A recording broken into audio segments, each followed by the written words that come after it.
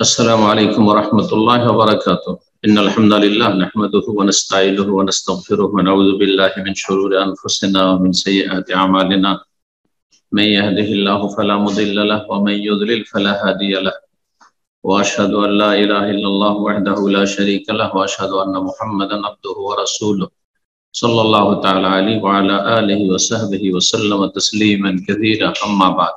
সম্মানিত ভাতৃমণ্ডলী, আল্লাহ রাব্বুল আলামিনের প্রশংসা এবং প্রিয় নবী সাল্লাল্লাহু আলাইহি ওয়াসাল্লামের উপর সালাত ও সালামের পর আজ রবিবার 25শে সফর 1445 হিজরি মোতাবেক 10 সেপ্টেম্বর 2023 আমাদের ধারাবাহিক আলোচনা ফিকহুস সালাহ, সালাতের মাসাইল, পর্ব নম্বর 13।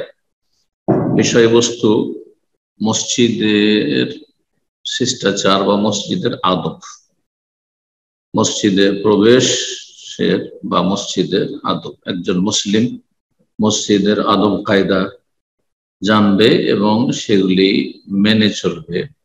আল্লাহ রাব্বুল আলামিন যেন আমাদের সকলকে তৌফিক দান করুন। মসজিদে যখন প্রবেশ করবেন, মসজিদে অবস্থান করবেন, মসজিদ থেকে বের হবেন, এই সমস্ত বিষয়গুলি নিয়ে আজকে ইনশাআল্লাহ তাআলা সংক্ষিপ্ত আমাদের এই আলোচনা।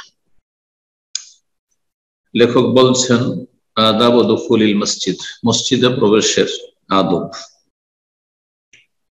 1 নম্বর হচ্ছে যে একজন মুসলিমের জন্য সুন্নত হচ্ছে যে মসজিদের উদ্দেশ্যে যখন রওনা হবে, বাড়ি থেকে হোক, কর্মস্থল থেকে হোক, যেখান থেকে হোক, পার্কিং এ আপনি গাড়ি রাখেন, তারপরে বেরিয়ে হোক, আর আপনি সময়ের প্রথম দিকে হোক অথবা একটু বিলম্বে হোক, সালাত শুরু হয়ে গেছে অথবা হয়নি, যে কোনো অবস্থায় যখন মসজিদের উদ্দেশ্যে রওনা হবেন তখন বড়ই ধীর স্থিরতার সাথে ভদ্রভাবে আপনি সেদিকে এগিয়ে যাবেন। জি, দৌড় দিবেন না, ঝাঁপ দিবেন না, যেমন এক শ্রেণীর লোকেরা যারা রুকু পেলে রাকাত পেয়ে যাবে এই জন্য এই রুকু ধরার জন্য মরিয়া হয়ে ছুটে। জি, এই অভ্যাসটি বদ অভ্যাস এবং এটি শরীয়ত বিরোধী অভ্যাস, এটি জায়েজ না। জি, প্রশান্তির সাথে, ধীর স্থিরতার সাথে, ইতমিনানের সাথে মসজিদের দিকে এগিয়ে যাবে। মসজিদে প্রবেশের পরে সেখানে আঙ্গুলের ফাঁকে আঙ্গুল ঢোকাবে না। জি, এইভাবে করবে না, হাদিসে নিষেধ রয়েছে। মসজিদের বাইরে করা যায় কিনা, কেউ কেউ বলেছে না মসজিদের বাইরেও করা ঠিক না, কিন্তু সঠিক মত হচ্ছে যে প্রয়োজনে মসজিদের বাইরে, সালাতের বাইরে, মসজিদের বাইরে করলে কোনো অসুবিধা, কিন্তু মসজিদের বাইরে, মসজিদের ভিতরে সালাত অবস্থায় হোক, সালাতের বাইরে হোক, আঙ্গুলের মাঝে, আঙ্গুলের ফাঁকে আঙ্গুল ঢোকানো এটা অপছন্দনীয় কাজ, ঘৃণিত কাজ, মাকরুহ, কমপক্ষে মাকরুহ, আপত্তিকর কাজ। কারণ একজন মুসলিম যখন মসজিদের ভিতরে আছে, সালাত অবস্থায় হোক অথবা সালাতের জন্য অপেক্ষমান হোক, সালাত অবস্থায় যেন রয়েছে, নবী সাল্লাল্লাহু আলাইহি ওয়াসাল্লাম হাদিসে রয়েছে। এই মর্মে আবু হুরায়রা রাদিয়াল্লাহু তাআলা আনহু থেকে বর্ণিত হাদিস রয়েছে, হাদিস মুত্তাফাক আলাইহি, বুখারী মুসলিমের হাদিস। রাসূলুল্লাহ সাল্লাল্লাহু আলাইহি ওয়াসাল্লাম বলেছেন, ইযা সুবিয়া লিস-সালাতি, যখন সালাতের ইকামত দেওয়া হবে, ফালা তাতুহা ওয়া আনতুম তাসআউন, তোমরা দৌড় দিয়ে আসবে না, ছুটে আসবে না। ওয়া আতুহা ওয়া আলাইকুমুস সাকিনা, তোমরা মসজিদের দিকে এগিয়ে আসবে, ওয়া আলাইকুমুস সাকিনা, ধীর স্থিরতার সাথে শান্তভাবে, শান্তভাবে আসবে, ছোটাছুটি করে নাই। ফামা আদারাকুম ফাসাল্লু, যতটা পেলে ইমামের সাথে আদায় করে নাও। ওমা ফাতাকুম, আর যা ছুটে গেল, 1 রাকাত 2 রাকাত এমনকি 3 রাকাতই ছুটে গেল, জামাতই ছুটে গেল, কিন্তু যদি আপনি অবহেলা করে, গাফিল যাবজাসি করে যদি আপনার জামাত ছুটে যায়, তাহলে গুনাহগার।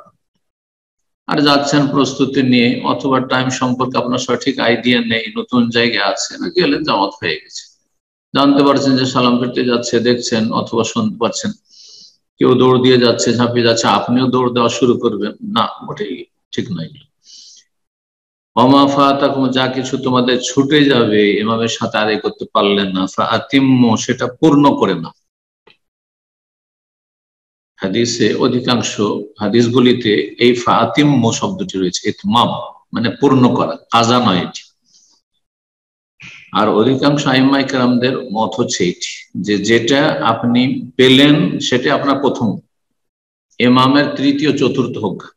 এক রাকাত পেলেন ইমামের চতুর্থ রাকাত, কিন্তু আপনার প্রথম রাকাত, বাকি থাকে 3 রাকাত। সুতরাং আর এক রাকাত সালাম ফেরার পরে যখন ইমাম সালাম ফিরিয়ে দিল, আপনি উঠে যাবেন। সালাম যখন ফিরছে ইমাম, আপনি সালাম ফিরবেন না, কারণ আপনার 3 রাকাত বা 2 রাকাত যাই হোক বাকি আছে।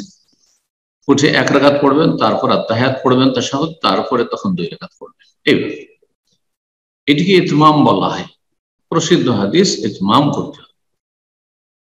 তবে কিছু কিছু বর্ণনায় ফাকদু রয়েছে, তোমরা পূর্ণ করো। কাজা মানে সময় চলে যাওয়ার পরে পূর্ণ করা কাজা, আর কাজা মানে ইতমাম মানে পূর্ণ করা হয়। কোরআনে কারীম এর জন্য দলিল, সাক্ষী। আল্লাহ বলছেন জুমার সালাত সম্পর্কে সূরাতুল জুমায়, ফাইযা কুদিয়াতিস সালাতু ফান্তাশিরু ফিল আরদ, যখন জুমার সালাত সম্পূর্ণ হয়ে যাবে। এখানে কুদিয়া এর মানে এই না জুমার নামাজ কাজা করছেন আপনি, সময় চলে যাওয়ার পরে বা জামাত ছুটে যাওয়ার পরে আপনি পূর্ণ করছেন, এমনটা নয়। কারণ সময় চলে যাওয়ার পরে জুমা হবে না, জুমার জামাত শেষ হওয়ার পরে জুমা হবে না, তখন জোহর।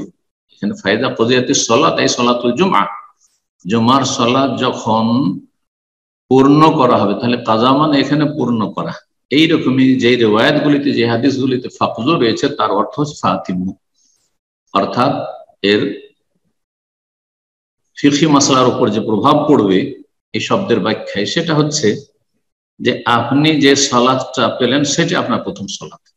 পক্ষান্তরে একমাত্র হানাফি মযহাব বলছে না, ইমামের যে রাকাতটি সেটি আপনার রাকাত, অর্থাৎ ইমামের চতুর্থ রাকাত পেলেন আপনি, তাহলে এটা আপনার চতুর্থ রাকাত হলো তাদের মধ্যে। এখন তাহলে আপনার বাকি কি বলছে, প্রথম দ্বিতীয় তৃতীয় বাকি, তাহলে প্রথম দ্বিতীয় তৃতীয় বাকি। তাহলে তাদের কাছে প্রথম আর দ্বিতীয় পড়বেন, তারপরে তাশাহুদ পড়বেন, 1 রাকাত পরে তাশাহুদ নয়। তারপরে আপনার দ্বিতীয় রাকাতে যেমন সূরা ফাতিহার সাথে সূরা মেলাবেন, তারপরে রাকাত যেটা আদায় করছেন, যেটা আপনার মূলত তৃতীয়, সেটা তো আপনি সূরা ফাতিহার সাথে সূরা মেলাবেন বা আয়াত মেলাবেন, তারপরে তাশাহুদ। হানাফি মাযহাব এক কথাই তাদের কাছে এটি কাজা, কিন্তু জমহুর অধিকাংশ আইম্মায়ে কেরামদের নিকট এটি হচ্ছে পূর্ণ করা। জি, আর এই কথা এই হাদিসে রয়েছে। ফাইন্না আহাদাকুম ইযা কানা ইয়ামাদু ইলা সালাতি, কেন দৌড় দিয়ে আসবে না, কেন শান্তভাবে মসজিদে আসবে? কারণ তোমাদের কেউ যখন সালাতের উদ্দেশ্যে গমন করে মসজিদের দিকে, ফাহুয়া সালাতিন, সে যেন সালাত অবস্থায় রয়েছে। সালাত অবস্থা আপনি দৌড়াদৌড়ি করবেন, ছোটাছুটি করবেন, আস্তে ধীরে যান। জি, এ হচ্ছে সহিহ বুখারী মুসলিমের হাদিস। দ্বিতীয় মাসআলা বলছেন, একজন মুসলিমের জন্য সুন্নত হচ্ছে যখন মসজিদে প্রবেশ করতে যাবে, তখন আইয়ুকাদ্দিমা রিজলাহুল ইয়ুমনা, ডান পা সামনে বাড়াবে। আগে বাম পা ঢুকাবে না, ডান পা ঢুকাবে মসজিদে প্রবেশের সময়। আর দোয়া বলবে, আউযু বিল্লাহিল আযীম ওয়া বিওয়াজহিল কারীম ওয়া সুলতানিহিল কাদীম মিনাশ শাইতানির রাজীম। সুনানে আবু দাউদের হাদিস, এবং হাদিসটি হচ্ছে সহিহ সুনান আবু দাউদে। আল্লাহু আলবানী রাহিমাহুল্লাহ নিয়ে আসছেন 441 নম্বর। ইমাম আলবানী রাহিমাহুল্লাহ যে সহিহ অংশটুকু রয়েছে তার, এমনি আবু দাউদে 466 নম্বর হাদিস। তো এই ছিল একটি দোয়া যা পড়বেন, আউযু বিল্লাহিল আযীম, মহান আল্লাহর আশ্রয় গ্রহণ করছি, ওয়া বিওয়াজহিল কারীম, তার মর্যাদাপূর্ণ চেহারার মাধ্যমে। ওজহুন আল্লাহর চেহারা, আল্লাহর চেহারা আল্লাহর মতো, আল্লাহর চেহারা আছে বলি ওজহ বলা হয়েছে, ওজহুন মানে চেহারা হয়। ওয়া সুলতানিহিল কাদীম, এবং তার কাদীম সার্বভৌমত্ব, এবং তার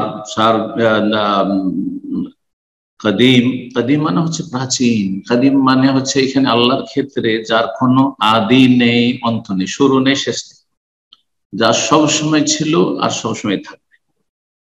আল্লাহর সিফাত হচ্ছে সুলতান, আর সুলতানের এখানে গুণবাচক শব্দ কাদিম এসেছে, জন্য অনেক ওলামারা বলছেন যে আল্লাহর সিফাতকে কাদিম বলা যাবে, এই দোয়া দ্বারা প্রমাণিত। যদি কেউ আপত্তি করেছেন যে কাদিম হাদিস আর হাদিসের ভাগটি পরবর্তীকালে লোকেরা করেছে, কিন্তু এখানে হাদিসের দোয়ায় আসলো। আমার ওস্তাদ আমার জীবনের খুব গুরুত্বপূর্ণ ওস্তাদ আল্লামা শেখ সফিউর রহমান মুবারক রাহিমাহুল্লাহ এই দোয়াটি দলিলে পেশ করতেন যে আল্লাহর সিফাতকে কাদিম বলা যাবে। কাদিম শব্দটি আল্লাহর সিফাত থেকে বলা যাবে। আল্লাহ তাআলা আল্লাহর এক কথায় আশ্রয় গ্রহণ করছি, জি আল্লাহর এই সিফাত, আল্লাহর ওয়াজহ, আল্লাহর জাতি সিফাত, আল্লাহর সুলতান, আল্লাহর সিফাত, এগুলির মাধ্যমে কিসের অনিষ্ট থেকে? মিনাশ শাইতানির রাজিম, বিতাড়িত শয়তান থেকে, বিতাড়িত শয়তান অনিষ্ট থেকে। হাদিস সুনান আবু দাউদ যেমন বললাম। দ্বিতীয় দোয়া পাঠ করবেন মসজিদে প্রবেশের সময়, বিসমিল্লাহ, আল্লাহর নামে শুরু করছি, মানে আল্লাহর নামে প্রবেশ করছি। ওয়াসসালাতু ওয়াসসালামু আলা রাসূলিল্লাহ, এবং রাসূলুল্লাহ সাল্লাল্লাহু আলাইহি ওয়াসাল্লামের প্রতি সালাত ও সালাম পেশ করছি। তারপরে বলবেন আল্লাহুম্মা আফতাহলি আবওয়াবা রাহমাত, হে আল্লাহ আমার জন্য তোমার রহমতের দরজা খুলে দাও। মসজিদে প্রবেশের সময় রহমত বলবেন, কারণ মসজিদে প্রবেশ করছেন, মসজিদ হচ্ছে রহমতের জায়গা। পক্ষান্ত বের হওয়ার সময় কিন্তু রহমত আসেনি, এসছে ফজল, কারণ মসজিদের বাইরে আল্লাহর ফজল মানে রিজিক রয়েছে। ফজল মানে দুনিয়ার পার্থিব আপনার যেসব প্রয়োজন রয়েছে, খাদ্য পানীয়, টাকা পয়সা ইত্যাদি, চিকিৎসা, এগুলি মসজিদের বাইরে রয়েছে, এগুলির স্থান মসজিদ নয়। সেই জন্য বের হওয়ার সময় ফজলেকার দোয়া নবী সাল্লাল্লাহু আলাইহি ওয়াসাল্লাম শিখেছেন, যেমন আসছে 3 নম্বর পয়েন্ট। 3 নম্বর বিষয় হচ্ছে যখন বের হবেন মুসল্লি মসজিদ থেকে, কদ্দামা রিজলাহুল ইউসরা কায়লান, এই দোয়াটি বলে বা এইভাবে এই দোয়াগুলি বলে বাম পা আগে বাড়াবে, অর্থাৎ বাম পা আগে বের করবেন। ঢোকার সময় ডান পা ঢুকালেন, আর বের হওয়ার সময় বাম পা আগে বের করবেন, তাহলে ডান পা বেশি সময় পাবে আপনার মসজিদে। ঢোকার সময় আগে ঢুকেছে, বের হওয়ার সময় পরে বেরিয়েছে, বাম পা ডান পা আপনার। এই দোয়া বলবেন বিসমিল্লাহ, আল্লাহ নামে শুরু, ওয়াসসালাতু ওয়াসসালামু আলা রাসূলিল্লাহ, আল্লাহুম্মা ইন্নী আসআলুকা মিন ফাদলিক, আল্লাহুম্মা ইন্নী আসআলুকা মিন ফাদলিক, হে আল্লাহ তোমার কাছে তোমার অনুগ্রহ আমি কামনা করছি। ইমাম ইবনে মাজাহ রাহিমাহুল্লাহ অতিরিক্ত আরো বর্ণনা করেছেন বের হওয়ার সময় আল্লাহুম্মা আসিমনি মিনাশ শাইতানির রাজিম, আল্লাহ আমাকে রক্ষা কর বিতাড়িত শয়তান থেকে। ইমাম আবু দাউদ, ইবনে মাজাহ এবং ইমাম ইবনে সুন্নি তার কিতাব রয়েছে দোয়া আজকার সম্পর্কে, আমালুল ইয়াউমি ওয়াল লাইলা। ইমাম ইবনে সুন্নি রাহিমাহুল্লাহ, ইমাম নাসাই রাহমাতুল্লাহি আলাইহি বিশিষ্ট ছাত্র। এই হাদিস সহিহ। যখন মসজিদে প্রবেশ করবেন আর মসজিদে কিছু লোকেরা আছে, তাহলে সালাম দেবেন, এটি হচ্ছে মুস্তাহাব সুন্নাহ। কেউ কেউ আপত্তি করেছেন যে লোকেরা সালাতে রয়েছে আর সালাম দিলেন, আপনি ডিস্টার্ব করলেন, তবে সালাম দেওয়া হচ্ছে মুস্তাহাব সুন্নাহ। ফাইদা দাখালতুম বুয়ুতান ফাসাল্লিমু আলা আনফুসিকুম, আল্লাহ বলছে কোনো ঘরে প্রবেশ করবে তোমরা নিজেদেরকে সালাম বলবে, আল্লাহ কোরআনে কারিমে সালাম দেবে। কিন্তু এক শ্রেণীর লোকেরা সালাম দেয় একবার উচ্চ স্বরে চিৎকার করে, যাতে সালাত আদায়কারী সালাতের খুশুতে ব্যাঘাত ঘটায়। ওই কোরআন তেলাওয়াত করছে, তাদেরকে ধরেন ডিস্টার্ব করলো। এক কথায় উচ্চ স্বরে এইভাবে সালাম দেবেন না, গোটা মসজিদের লোককে আমাকে শোনাইতে হবে এমন কথা না, আপনি সালাম দেবেন, যারা শুনলো আপনার মসজিদে প্রবেশের সময় সালাম দেবেন, দেবেন না এটাও ঠিক নয়, আর চিৎকার করে দেবেন এটাও ঠিক নয়। জি, মসজিদে যখন প্রবেশ করবেন তখন মসজিদ যারা আছে তাদেরকে সালাম দিবেন, তারপরে 2 রাকাত সালাত আদায় করবেন, তাহিয়াতুল মসজিদে, মসজিদ সালাম, তাহিয়াতুল মসজিদ নবী সাল্লাল্লাহু আলাইহি ওয়াসাল্লাম এর তাকিদ করেছেন। অধিকাংশ আইম্মা ইকরামদের নিকটে এটি সুন্নাতে মুআক্কাদা, সুতরাং এই সুন্নাতে মুআক্কাদা পালনে কোনো অবহেলা না হয়, মাযহাবে গোড়ামি না থাকে। মাযহাবের দোহাই দিয়ে, মাযহাব অনেক কিছুই বলেনি, কিন্তু সেগুলি মাযহাবের নামে বাপদাদা থেকে পাওয়া ধর্মকর্ম চলছে। মসজিদে গিয়ে বসে যাবেন, তারপরে নামাজ শুরু করবেন, এটি ঠিক না, শরীয়তের খেলাফ।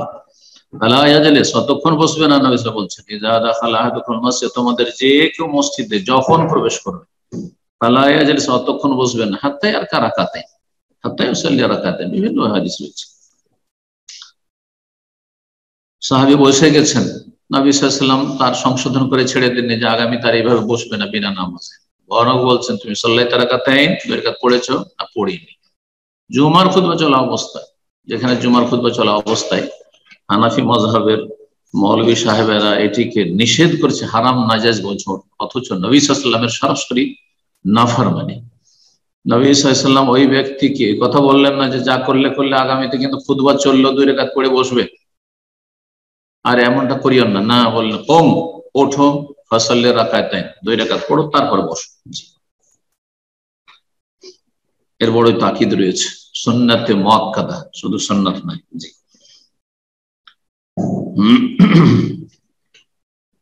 মসজিদে গিয়েছেন, তাহিয়াতুল মসজিদ আদায় করলেন, তারপরে কি করবেন? সাথী বন্ধুরা আছে, গল্প গুজব করবেন না? মোটেই না। ওয়াইয়াস্তাহিব্বু লাহু, একজন মুসল্লি যে মসজিদে পৌঁছেছে তার জন্য মুস্তাহাব হচ্ছে যে মহান আল্লাহ জিকিরে মশগুল থাকবে, ইস্তাজাবে যিকরিল্লাহি তাআলা, কোরআন তিলাওয়াতে মশগুল থাকবে, আযান ইকামতের মাঝখানে দোয়া হয়, দোয়া করবে, দোয়া কবুল হয়, নফল সালাত আদায় করতে থাকবে যতক্ষণ পর্যন্ত সালাতের ইকামত হয়। আর যথাসাধ্য চেষ্টা করবে প্রথম কাতারে থাকার জন্য, এবং ডান দিক, ইমামের ডান দিক বাম দিকের তুলনায় উত্তম। যদি দেখেন যে ডান দিকেও খালি আছে, বাম দিকে খালি আছে, 2 দিকে খালি আছে, ডান দিকে যাবে। যদি দেখেন যে ডান দিক ফুল হয়েছে, এখন ডান দিকে থাকলে দ্বিতীয় কাতারে যেতে হবে, দ্বিতীয় কাতারে ডান দিকের চাইতে বাম দিক, প্রথম কাতারে বাম দিক। জি,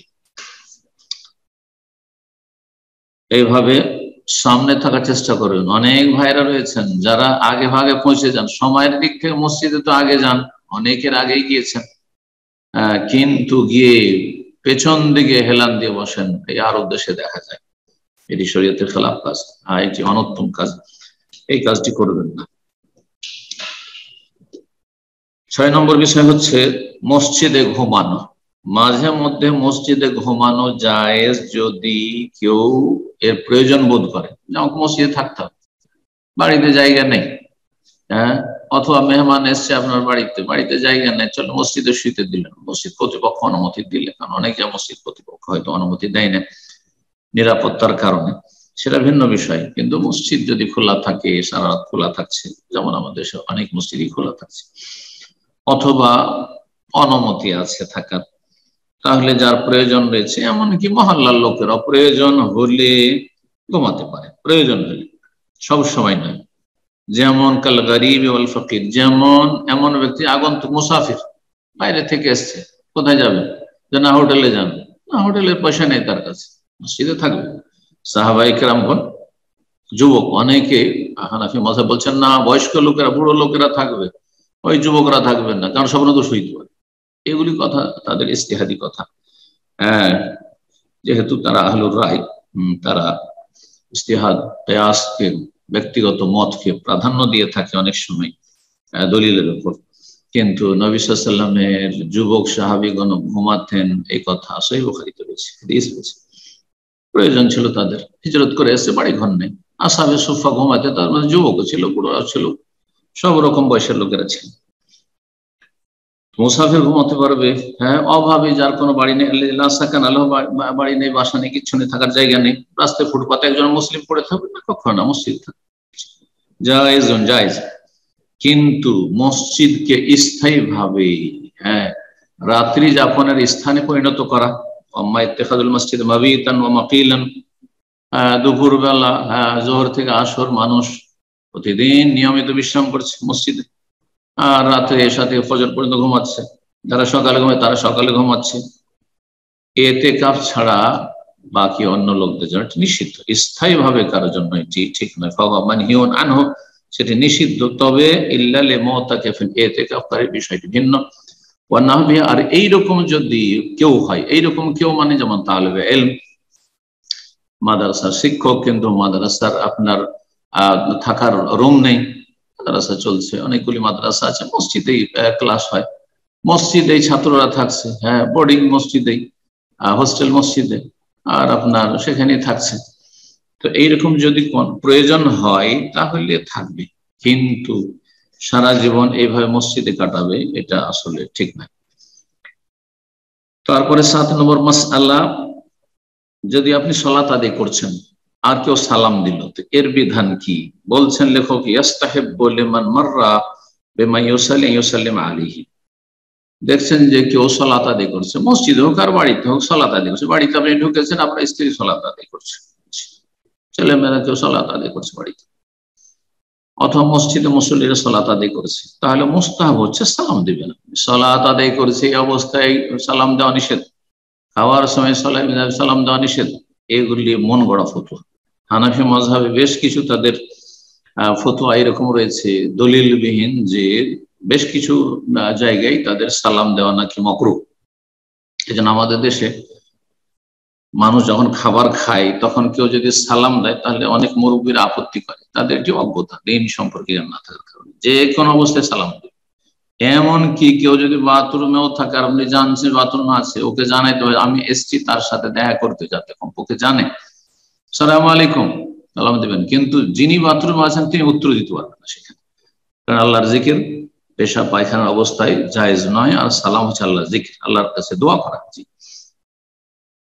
বলছেন যে সালাম দিতে পারবে মুসল্লির উপর, ওয়ায়ারুদ্দুল মুসাল্লি সালাম আলী বিল ইশারাতে, কিন্তু মুসল্লি সালামের জবাব দেবে কথার দ্বারা নয়। ওয়ালাইকুম আসসালাম ওয়া রাহমাতুল্লাহ যদি বলে, ওয়ালাইকুম আসসালাম বলে, তাহলে সালাত নষ্ট হয়ে যাবে, নামাজ বাতিল হয়ে যাবে। কারণ এটি হচ্ছে কালামুন নাস, মানুষের সাথে কথা বললা। আপনি আল্লাহর সাথে মসজিদে সালাত অবস্থায় কথা বলবেন, বা বাড়িতে যে কোনো অবস্থায় সালাতে আছেন, মানে আল্লাহর সাথে আপনি কথা বলছেন। বলেছেন যে ইন্না হাযিহিস সালাহ, সালাত এমন একটি ইবাদত, লা ইয়াসলু ফিহা শাইয়ুম মিন কালামিন নাস, তাতে মানুষের সাথে কথাবার্তা মোটেই চলবে না। আর আপনি ওয়ালাইকুম আসসালাম মানে আপনাদের উপর শান্তির ধারা বর্ষিত হোক, আল্লাহর রহমত বর্ষিত হোক বলে দিলেন, তাহলে নামাজ নষ্ট হয়ে যাবে। এইরকমই কেউ যদি রাহমাকাল্লাহ বলে, নামাজ নষ্ট হয়ে যাবে। ইয়াহদিকুমুল্লাহ বলে, নামাজ নষ্ট হয়ে যাবে। তাহলে কি করবে? বিল ইশারাত, ইশারা, হাতের ইশারায়, যে কোনো ভাবে ইশারা করেন, হাতের ইশারা করেন, সেটা আঙ্গুল দিয়ে বলছেন ইসবাহি, আঙ্গুল দিয়ে ইশারা করলেন, আউয়াদি হাত দ্বারা ইশারা করলেন, অথবা মাথার দ্বারা ইশারা করলেন, লাবিল কালাম, কথার দ্বারা নয়। তাতে আপনি তার সালাম নিয়ে নিলেন, সালামের জবাব দিয়ে দিলেন, যথেষ্ট। যেমন আপনি গাড়ির ভিতরে আছেন, গাড়ির গ্লাস বন্ধ আছে, আর আপনি সালাম দিচ্ছেন, তাহলে সালাম দেওয়ার ক্ষেত্রে কি করবেন? ইশারা হাতের করবেন, জায়েজ আছে, ইশারা করবেন যাতে বুঝতে পারে যে আপনি তাকে সালাম দিচ্ছেন। যে ব্যক্তি হয়তো গাড়ির বাইরে আছে, রাস্তায় আছে, আর আপনাকে সালাম দিতে চাইছেন, হাতের ইশারা করবেন। কিন্তু ওলামারা বলছেন যে শুধু হাতের ইশারা এই ক্ষেত্রে সালাম দেওয়া জায়েজ নয়, আর যেহেতু মুখে বলার আপনার অবকাশ আছে, সেই জন্য আপনি মুখে বলবেন আসসালামু আলাইকুম, আর হাতের ইশারা করবেন গাড়ির ভিতর থেকে বা দূর থেকে, রাস্তার এপার থেকে ওপার আওয়াজ শুনতে পাবেন আপনার সালামের, তো মুখে সালাম দিবেন আর আসসালামু আলাইকুম, আর তারপরে হাত উঠাবেন, জি, ইশারা করবেন যে তোমাকে সালাম দিলাম। কিন্তু যেখানে কথা বলার সুযোগ আছে, বৈধতা আছে, সেখানে শুধু হাতের ইশারায় সালাম, এটা অমুসলিমদের সালাম, প্রণাম করা, নমস্কার করা ইত্যাদি ইত্যাদি, এসব জায়েজ নয় কোনো মুসলিমের জন্য। সালাত অবস্থায় ইশারাতে, ইঙ্গিতে সালামের জবাব দেবে। সোহেব রাদিয়াল্লাহু তাআলা বর্ণনা করছেন, তিনি বলেছেন মারারতু বিরাসূলিল্লাহ সাল্লাল্লাহু আলাইহি ওয়াসাল্লাম, একবার আমি রাসূলুল্লাহ সাল্লাল্লাহু আলাইহি ওয়াসাল্লাম পাশ দিয়ে অতিক্রম করলাম, যেই সময় তিনি সালাত আদায় করছেন। ফাসাল্লামতু আলাইহি, তাকে সালাম বললাম, আসসালামু আলাইকুম। ফারাদ্দা আলাইহি ইশারাতান, ইঙ্গিতে আমার সালামের জবাব দিলেন। হাদিস ইমাম আবু দাউদ এবং তিরমিজি বর্ণনা করেছেন এবং হাদিসটি সহিহ। সর্বশেষ মাসআলা আজকে, সেটা হচ্ছে যে মসজিদে কোন একটি বিশেষ জায়গা আপনার বা যে কোনো মুসল্লির বুকিং করে না, রিজার্ভেশন, যে এই জায়গায় আমি সবসময় সালাত আদায় করব, যাবো পরে, কিন্তু আগে থেকে সেখানে যাই নামাজ বিছিয়ে রাখো, দখল করে রাখো। জুমার দিনে বিশেষ করে অনেকে করে থাকেন, এর বিধান কি? এটি জায়েজ নয়। বলছেন আর সুন্নাত, সুন্নাত হচ্ছে আইয়াসবিকার রাজুলু বিনাফসি আল মসজিদ, মসজিদে আপনি আগে ভাগে প্রথম কাতারে বসতে চাইছেন, বা আপনার মন মতো জায়গায় বসতে চাইছেন, পছন্দের জায়গায়, তাহলে আগে ভাগে চলে যান। আর এটি সবসময় উত্তম, 5 ওয়াক্ত সালাতের ক্ষেত্রে উত্তম, জুমার ক্ষেত্রে তো বড়ই ফজিলত রয়েছে যারা আগে ভাগে আসবে তাদের। ফাইদা কাদ্দামাল মাফরুশা মিন সাজ্জাদাতিন আও নাহা হইহা, কোন ব্যক্তি যদি আগে মসজিদে গেল না, কিন্তু একটি জায়নামাজ বিছিয়ে দিল অথবা অন্য কোনো কিছু দিয়ে সেটাকে সে বুকিং দিয়ে একটা টুপি টুপি তার রেখে দিয়েছে, যেটা আমার জায়গায় মেলা কিছু আজকাল অনেকে রাখে। আজকাল যেমন সৌদি আরবে পানি একটা রেখে দিয়েছে, ওর নাই, কিন্তু ওখানে পানিকে ডিউটিতে লাগিয়ে দিয়েছে, পানির বোতলকে। সে বিলম্ব করলো, ফাকাদ খালাফা শরিয়ত মিন জিহাতাইন, দুই দিক থেকে শরীয়ত বিরোধী কাজ করলো। যেই ব্যক্তি আসবে পরে, হ্যাঁ আপনি ছিলেন আগে থেকে বসে, কিন্তু হঠাৎ করে আপনার শৌচকার্যের প্রয়োজন হয়েছে, পেশাব পায়খানার প্রয়োজন হয়েছে, হ্যাঁ তো গিয়েছেন আপনি 2-4-5 মিনিটের জন্য, অসুবিধা নেই, তাহলে তাহলে আপনি জায়গাটা ধরে রাখেন, জায়েজ আছে। কিন্তু আপনি না, আপনি নিজের ধরেন নিজের কাজকর্ম করছেন অথবা বাড়িতে আছেন, আপনার পক্ষ থেকে কাউকে বলে দিয়েছেন যাও আমার জন্য একটা জায়গা তুমি ধরে রাখো, হ্যাঁ রিজার্ভেশন করে না, এটি জায়েজ নয়। দুই দিক থেকে শরীয়ত বিরোধী কাজ। এক হচ্ছে মিন জিহাতে তাআখুরি ওয়া মা'মুরুন বিতাকাদ্দুম, একটি হচ্ছে যে ইসলামের নির্দেশ সালাতে আগে ভাগে এসো, অগ্রগামী হও, আজানের সাথে সাথে মসজিদে চলে আসো, জুমার দিনে বিশেষ করে যত আগে আসতে পারবে তত বেশি ফজিলত রয়েছে, এই নির্দেশও রয়েছে। আর আপনি বিলম্বে আসলেন, এটা একটা শরীয়ত বিরোধী কাজ করলেন। দ্বিতীয় কাজটি যে নাজায়েজ কাজ, সেটা হওয়া মিন জিহাতে গাসবিহি লিতাইফাতি মিনাল মাসজিদ, মসজিদের একটি জায়গা আপনি দখল করে রাখেন, যেখানে মসজিদ সবার, আল্লাহর মসজিদ, সেখানে সবাই সমান অধিকার, আমির গরিব, হ্যাঁ আলেম জাহেল, শিক্ষিত অশিক্ষিত, সবাই সমান নয়, সমান অধিকার। এই মর্মে যদিও এখানে লেখক দলিল পেশ করেননি, তবে নবী সাল্লাল্লাহু আলাইহি সাল্লামের এই দলিলটি, হাদিসটি পেশ করা যেতে পারে।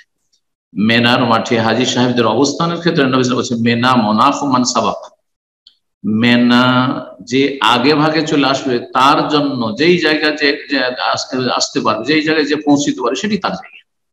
আগে থেকে দখল করে রাখলাম যে না এটি আমার জায়গা, অথচ পরে আসছি, এটি ঠিক নয়।